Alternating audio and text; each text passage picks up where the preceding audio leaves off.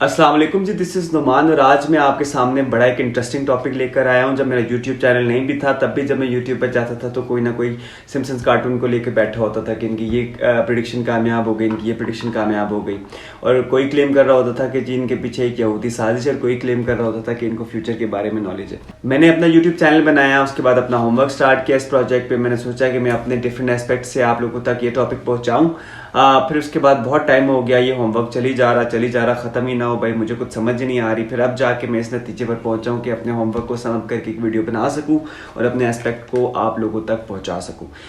सबसे पहले बात करते हैं सिम्पसन्स कार्टून के बारे में। ये स्टार्ट हुए 27 दिसंबर 1989 को और इसको चलाने वाला इसका खालिक जो है वो है मैट ग्रोनिंग। मैट ग्रोनिंग के बारे में बड़े कुछ इंटरेस्टिंग फैक्ट्स हैं, पहले इसके बारे में बात कर लेते हैं। मैट ग्रोनिंग का पूरा नाम है जी मैथ्यू अब्राहम ग्रोनिंग। ये एक अमेरिकन कार्टूनिस्ट है। ये पैदाइशी तौर पर तो यहूदी है मगर आगे जाके इसने अपना एक नया कॉन्सेप्ट लोगों तक पहुंचाया, वो मैं आपको बताता हूँ। इसके फादर का नाम है होमर ग्रोनिंग, वो भी एनिमेशन करता है कार्टून की, और मैट ग्रोनिंग जो है वो राइटर भी है, कॉमिक और एनिमेशन भी करता है। इसकी पैदाइश 1954 में हुई पोर्टलैंड में, और अब जाके जो है वो 1998 में न्यूयॉर्क टाइम्स में इसने एक इंटरव्यू दिया था 17 दिसंबर को। इसके कुछ इंटरव्यूज़ पढ़ने के बाद मुझे इसकी आइडियोलॉजी समझ में आई। इसकी कुछ अंदर का जो खन्नास है वो इसकी ज़ुबान पर जो है वो छलकता है। ये जो है फसाद की जड़ है बेसिकली। मैं आपको बताता हूँ क्यों। 1998 में 17 दिसंबर को इसने न्यूयॉर्क टाइम्स में एक इंटरव्यू दिया और इंटरव्यू में वो कहता है कि technically I M agnostic but I definitely believe in hello. Agnostic, पहले तो मैं आपको बता देता हूँ एग्नोस्टिक कॉन्सेप्ट ऑफ रिलीजन का कॉन्सेप्ट ये है क्या, और इसी के साथ साथ थोड़ा बहुत मिलता जुलता, थोड़ा सा डिफर इससे अगर हम बात करें एथियस्ट का कॉन्सेप्ट भी है। तो पहले मैं आपको एथियस्ट और एग्नोस्टिक कॉन्सेप्ट के बारे में बता देता हूँ। एथियस्ट कॉन्सेप्ट ये होता है कि खुदा का, खालिक का वजूद ही नहीं है। अल्लाह की ज़ात, खुदा की ज़ात, कोई ऐसी हस्ती कि जो कि खालिक है इस दुनिया की या किसी भी चीज़ की, इस चीज़ का वजूद ही नहीं है। इस दुनिया में ऑटोमेटिकली चीज़ें चल रही है, बिग बैंग का कॉन्सेप्ट बीच में इंक्लूडेड है, और उसके बाद ऑटोमेटिकली पैदाइश, और फिर ये इसके पीछे कोई खालिक, कोई तख्लीक़कार मौजूद नहीं है। इस कॉन्सेप्ट पे जो लोग बिलीव करते हैं उनको एथियस्ट कहा जाता है। अब बात करते हैं एग्नोस्टिक की। तो एग्नोस्टिक का कॉन्सेप्ट इस कॉन्सेप्ट से थोड़ा सा मुख्तलिफ है। एग्नोस्टिक कॉन्सेप्ट के मुताबिक खुदा का या खालिक हस्ती का वजूद है या नहीं है, इस बात का अंदाज़ा ही नहीं लगाया जा सकता। इस कॉन्सेप्ट के मुताबिक इस दुनिया में कोई भी सबूत, कोई भी वजूहात या कोई भी मुहर्रिकात हैं नहीं जिनकी बिना पर यह जस्टिफाई किया जा सके कि खालिक का या खुदा की ज़ात का वजूद है या नहीं है। इस बात का अंदाज़ा ही नहीं लगाया जा सकता। तो यही कॉन्सेप्ट जो है वो मैथ्यू अब्राहम ग्रोनिंग का कॉन्सेप्ट है, और इसी वजह से न्यूयॉर्क टाइम्स में ये कहता है कि technically I am an agnostic. तकनीकी तौर पर मैं एक एग्नोस्टिक हूँ but I definitely believe in hell, मगर वो दोज़ख पे या जहन्नुम पे भी यकीन रखता है। अपनी उसकी कुछ वजूहात होंगे जिनकी बिना पर वो जहन्नुम या दोज़ख पे यकीन रखता है, मगर वो एक एग्नोस्टिक है। पैदाइशी तौर पर ये बंदा एक यहूदी था, फिर उसके बाद अब जाके अपने आप को एग्नोस्टिक कंसीडर करता है। इसके पीछे यहूदी लॉबी है, नो डाउट। यहूदी एक इल्यूमिनाती नेटवर्क एक ऐसा नेटवर्क है कि जो असर व रसूख रखता है। इस नेटवर्क के थ्रू ये प्रेडिक्शन करता है, ये कुछ ऐसी प्रेडिक्शन अपने कार्टून्स के थ्रू लोगों तक पहुंचाता है कि बाद में ये कहा जा सके कि इसको फ्यूचर के बारे में नॉलेज है। अब हम बात करते हैं कुछ ऐसी प्रेडिक्शंस के बारे में जो प्रेडिक्शन सिम्पसन्स कार्टून में की गई थी और वो कामयाब भी हुई, और उसके बाद हम बात करेंगे कुछ ऐसी प्रेडिक्शंस के बारे में जो सिम्पसन्स कार्टून में की गई थी मगर वो कामयाब, सक्सेसफुल नहीं हुई। फिर उसके बाद हम बात करेंगे कुछ ऐसी प्रेडिक्शंस के बारे में जो प्रेडिक्शंस अभी आने वाले वक्तों में पूरी होना या ना मुकम्मल होना बाकी हैं। अगर हम बात करें तो एक ऐसी प्रेडिक्शन हुई 2002 में जो कि तकरीबन 13 साल के बाद पूरी हुई। प्रेडिक्शन ये थी कि डोनाल्ड ट्रंप और हिलरी क्लिंटन के बीच में एक इलेक्शन होगा प्रेसिडेंशियल, अमेरिकन प्रेसिडेंशियल का, और वो इलेक्शन जो है वो डोनाल्ड ट्रंप जीत जाएगा और अमेरिका का प्रेसिडेंट बन जाएगा।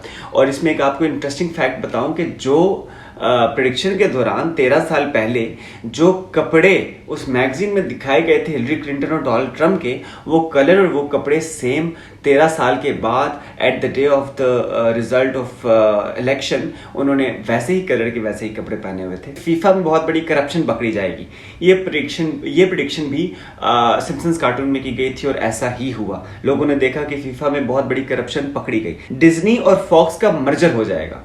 इस प्रिडिक्शन के बारे में लोग कहते थे कि सवाल ही पैदा नहीं होता, ये कभी भी नहीं हो सकता है, दो कंपेटिटर्स हैं आपस में। ऐसा ही हुआ, लोगों ने देखा हाल ही में डिज्नी और फॉक्स का मर्जर हो गया। अब एक प्रिडिक्शन जो है वो बड़ी इंटरेस्टिंग सी है, 1997 में की गई थी 9/11 के बारे में। इस प्रिडिक्शन के मुताबिक एक मैगजीन में एक बच्चा एक तस्वीर देख रहा है और 9 जो है वो डॉलर के साथ और 11 जो है वो ट्विन टावर्स को बनाया गया है, यानी कि 9/11 लिखा गया है। और 4 साल पहले जो कि प्रिडिक्शन की गई डेट के साथ वो प्रिडिक्शन वैसी हुई और लोकेशन भी, यानी कि ट्विन टावर्स भी उस पर दिखाए गए थे। और ऐसा ही हुआ 4 साल बाद 2001 में ट्विन टावर्स को भी डिस्ट्रॉय किया गया और उसके साथ 2 और बिल्डिंग्स को डिस्ट्रॉय किया गया। अब एक प्रिडिक्शन है वर्ल्ड कप की फाइनल की। 2014 में ऐसा होगा, प्रिडिक्शन के मुताबिक 2014 में ऐसा होगा कि जर्मनी और ब्राजील का फाइनल होगा और ये फाइनल जर्मनी जीत जाएगा। और ऐसा ही हुआ, 2014 के फुटबॉल के वर्ल्ड कप के फाइनल में ब्राजील और जर्मनी आमने सामने आए और जर्मनी जीत गया और 2-0 से। मतलब कि आप ये देखें कि प्रिडिक्शन बिल्कुल 110% कामयाब रही। टेक्नोलॉजी के हवाले से भी कुछ प्रिडिक्शन सिम्पसन कार्टून में की गई, जिसमें होलोग्राम भी मौजूद है और उसके अलावा भी काफ़ी टेक्नोलॉजीज की प्रिडिक्शन की गई जो कि सक्सेसफुल भी रही। 15 साल पहले एक प्रिडिक्शन की गई शाम की सूरत हाल के हवाले से। इस प्रिडिक्शन के मुताबिक एक ड्रैगन है जो कि अपने मुंह से आग फेंक रहा है शाम के इलाके में और तबाही फैला रहा है। और इस प्रिडिक्शन के मुताबिक जो बागियों ने, मतलब कि मैं अगर आपको एक्सप्लेन करूं कि आज जो बागियों ने, जो फ्रीडम फाइटर्स ने शाम में जो झंडा अपना अपनाया हुआ है, वो झंडा 15 साल पहले सिम्पसन्स कार्टून में एक जीप में बना हुआ दिखाया गया था। अब हम बात करते हैं कुछ ऐसी प्रिडिक्शंस के बारे में जो प्रिडिक्शंस फेल रही या फिर अनसक्सेसफुल रही। सबसे पहले उसमें आर्नल्ड श्वार्ज़नेगर की प्रिडिक्शन आती है। प्रिडिक्शन के मुताबिक 2007 में आर्नल्ड श्वार्ज़नेगर अमेरिका का प्रेसिडेंट बन जाएगा। आर्नल्ड श्वार्ज़नेगर एक एक्टर है और एक कैलिफोर्निया का फॉर्मर गवर्नर भी रह चुका है। अगर ऐसा नहीं हुआ, 2007 में बुश अमेरिका का प्रेसिडेंट बन गया। देखिए, ये एक नेटवर्क है पूरा, ये एक मैनेजेबल चीज़ें हैं, ये फ्यूचर के बारे में नॉलेज नहीं है, ये कोई प्रिडिक्शन नहीं है, बल्कि ये मैनेजेबल चीज़ें हैं। ये लॉबी का असर रसूख है और जब इस लॉबी ने ये देखा होगा कि आर्नल्ड श्वार्ज़नेगर से ज़्यादा फ़ायदा हमें बुश पहुंचा सकता है, तो फिर उन्होंने अपना decision at the end change कर दिया होगा। और आपने ये ज़रूर देखा होगा कि जितना फ़ायदा ग्रेटर इसराइल को बुश ने पहुंचाया है, उतना फ़ायदा कभी भी आर्नल्ड श्वार्ज़नेगर ना पहुंचा पाता।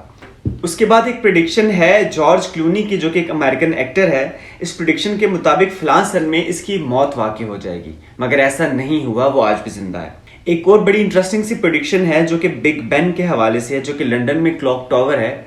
इस टावर में एक एनालॉग क्लॉक सिस्टम लगा हुआ है और प्रिडिक्शन के मुताबिक 2010 में ये एनालॉग क्लॉक डिजिटल क्लॉक में कन्वर्ट कर दी जाएगी, मगर ऐसा नहीं हुआ। आज 2020 है, 10 साल हो चुके हैं, मगर वो अभी भी एनालॉग सिस्टम पर ही मौजूद है। ये एक बहुत बड़ा नेटवर्क है जो कि हमारी समझ से बालातर है। ये कितना बड़ा नेटवर्क है जिसकी एक आप मिसाल यहाँ से भी ले सकते हैं कि इबोला वायरस की प्रिडिक्शन सिम्पसन्स कार्टून में की गई थी और वो प्रिडिक्शन सक्सेसफुल भी रही और उस वायरस ने लोगों को सोचने पर मजबूर कर दिया कि ऐसी चीज़ भी दुनिया का कबाड़ा कर सकती है।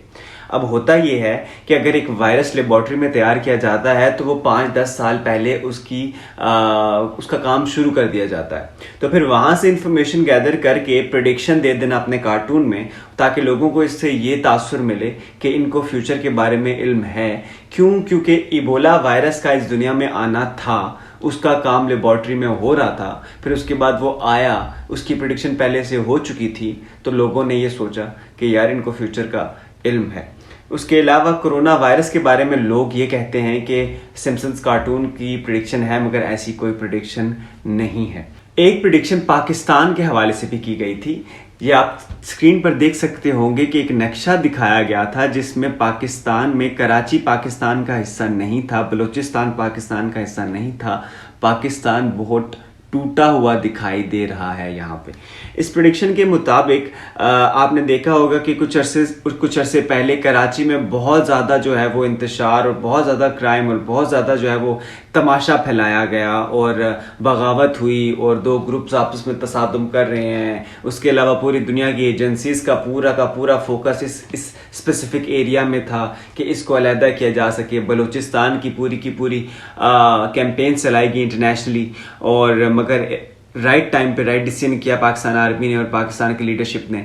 फिर जो है वो उन्होंने एक ऐसे ऑपरेशंस का जो है वो फिर उन्होंने जो है वो ऑपरेशन स्टार्ट किए, और फिर अब जाके वो है वो पाकिस्तान में अमन है। और अल्लाह का अल्हम्दुलिल्लाह अल्लाह का शुक्र है कि ये कामयाबी ना मिल सकी उनको और काफिरों को इसको मुंह की खानी पड़ी। सिम्पसन्स कार्टून में दिखाया गया है कि डोनाल्ड ट्रंप 2020 में मौत वाक़ई हो जाएगी। ये था मेरा लिमिटेड सा नॉलेज और ये था मेरा लिमिटेड सा होमवर्क। मैंने आपको अपना पर्सपेक्टिव बताया। आप लोगों के पास अपनी इन्फॉर्मेशन भी होगी, आप अपना भी दिमाग रखते हैं। आप कमेंट बॉक्स में ज़रूर बताएं कि आप मुझसे एग्री करते हैं या नहीं, और कहाँ पे मैं जो हूँ वो गलत हूँ, क्योंकि मैं भी एक इंसान हूँ, गलती मुझसे भी हो सकती है।